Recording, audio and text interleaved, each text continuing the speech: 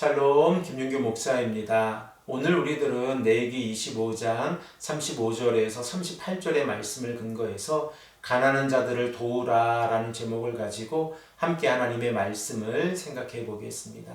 레위기 25장의 말씀에서 하나님께서는 안식년과 희년에 관하여 우리에게 말씀하고 계십니다. 특별히 우리들은 하나님께서 희년의 정시를 말씀하시고 난 이후에 땅 무르기와 가옥 무르기에 관한 규례를 말씀하고 계시다는 사실을 우리가 생각해 보았습니다. 그리고 오늘 본문 말씀 35절에서 38절의 말씀에서는 가난한 채무자에 관한 규례를 우리에게 말씀하고 계십니다.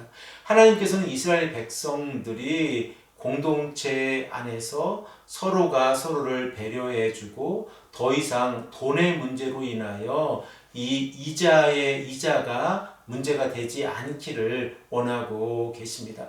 그러므로 이스라엘 백성들의 구조적인 문제 가운데에서 조상들에게 물려받은 기업의 땅이 빚을 가지고 있거나 심지어 가족의 일원으로서 한 명이 빚을 지게 되어지면 그 이유로 종으로 팔려가는 경우가 있었는데, 하나님께서는 한 사람이 돈의 문제로 빚을 지게 되어지고 그 빚의 문제로 인하여 이자를 갚지 못해서 파멸에 이르지 아니하도록 공동체가 서로가 서로를 돕고 함께 생활해 가야 한다라고 말씀하고 계십니다. 더 나아가서 가난한 자들에게 돈을 빌려 주었을 때에 이자를 받지 말라라고 말씀하고 계십니다. 우리 이 시간에 본문 35절, 36절의 말씀을 한 목소리로 읽겠습니다. 내 형제가 가난하게 되어 빈손으로 내 곁에 있거든 너는 그를 도와 거루면이나 동거이처럼 너와 함께 생활하게 하되 너는 그에게 이자를 받지 말고 내 하나님을 경외하며 내 형제로 너와 함께 생활하게 할 것인즉. 하나님께서는 가난한 자들을 배려하는 삶이 얼마나 소중한 삶인가를 우리에게 말씀하고 계십니다. 본문 35절, 36절의 말씀을 우리가 생각해 보면 만일 공동체 안에 가난한 자가 발생하게 되어졌으면 그 공동체는 가난한 사람들을 도와서 그들이 마치 거류인이나 동거인처럼 이스라엘 백성들과 함께 생활할 수 있도록 도와주어야 합니다. 더 나아가서 돈을 빌린 빚의 문제로 인하여 이자가 불어나지 아니하도록 이자를 받지 말라라고 말씀하고 계십니다. 그리고 이러한 모습을 하나님께서 말씀하실 때에 36절 하반절의 말씀을 보면 내 하나님을 경외하여 내 형제로 너와 함께 생활하게 할 것인즉 이라고 말씀하고 계신데, 이 내용을 우리가 생각해 보면 이자를 받지 아니하는 행동 또한 하나님을 경외하는 모습이라는 것을 우리가 생각을 해 볼 수 있습니다. 그러면 이스라엘 백성들이 희년의 정신으로 서로가 서로에게 환대를 해주고 특별히 가난하고 약한 자들을 배려해주는 모습은 하나님께서 이스라엘 백성들에게 사랑을 실천하라고 말씀하시는 내용과 동일합니다. 또한 이스라엘 백성들은 나그네의 삶을 이미 애굽에서 생활을 하였습니다. 그러므로 하나님께서는 나그네의 삶을 살았던 너희들이 이방 민족들을 그리고 또한 가난한 자들을 압제하지 말라라고 말씀하고 계십니다. 우리 이 시간에 출애굽기 22장 21절의 말씀을 한 목소리로 읽겠습니다. 너는 이방 나그네를 압제하지 말며 그들을 학대하지 말라. 너희도 애굽 땅에서 나그네였습니다. 이렇게 이스라엘 백성들이 자신들의 정체성을 올바르게 깨달았을 때에 그들은 가난하고 연약한 자들을 도와주게 되었습니다. 그러므로 오늘 본문 말씀에서 하나님께서 지속적으로 말씀하고 계신 내용은 이자를 받기 위해서 돈을 빌려주지 말라라고 말씀하고 계시고, 또한 이익을 내기 위해서 양식을 구워주지 말라라고 말씀하고 계십니다. 우리 이 시간에 37절과 38절의 말씀을 한 목소리로 읽겠습니다. 너는 그에게 이자를 위하여 돈을 구워주지 말고 이익을 위하여 내 양식을 구워주지 말라.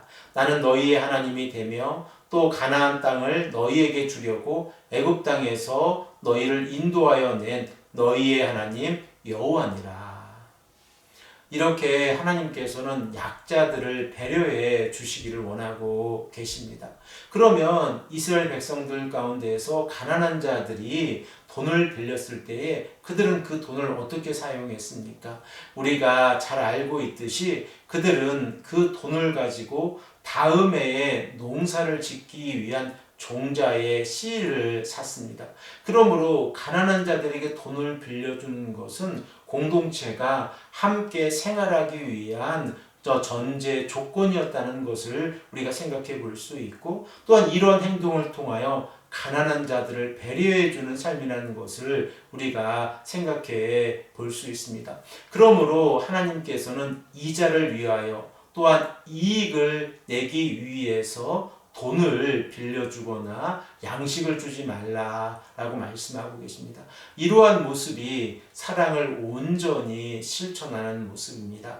우리들이 가난하고 약한 자들의 돈을 빼앗아서 우리의 부귀와 영원을 누린다고 하면 이러한 모습은 하나님 앞에서 올바르지 아니하고 하나님의 사랑을 실천하지 못하는 삶이라는 것을 우리가 늘 기억해야 합니다. 하나님께서는 이스라엘 백성들이 가난한 자들과 더불어 함께 공동체를 이루고 살아가기를 원하고 계십니다. 그러므로 우리의 공동체 또한 가난한 자들을 배려해주고 그들을 도와주는 것은 우리 기독교인들의 삶 가운데에서 원칙이 되어져야 한다는 사실 또한 우리가 말씀을 통하여 깨닫게 되었습니다. 사랑하는 성도 여러분, 우리들은 어떻게 하나님의 사랑을 실천하고 있습니까? 우리가 가난하고 연약한 자들을 돕기 위해서 어떠한 모습으로 살아가고 있습니까? 오늘 이 아침에 우리가 하나님 앞에서 간절히 기도하기를 소망합니다. 하나님의 사랑을 실천하는 것은 가난하고 연약한 자들을 배려해주고 도와주는 삶입니다.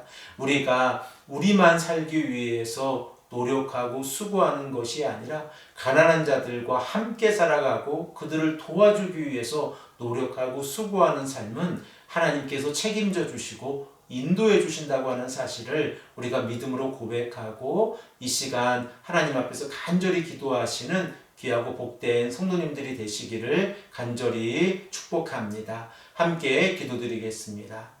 아버지 하나님 감사합니다. 오늘도 우리에게 말씀해 주셔서 가난한 자들을 배려하는 삶이 얼마나 소중한 삶인가를 깨닫게 하시니 감사합니다.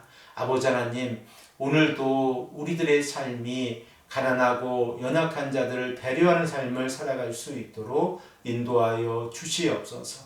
감사드리오며 사랑이 많으신 예수 그리스도의 이름으로 간절히 기도합니다.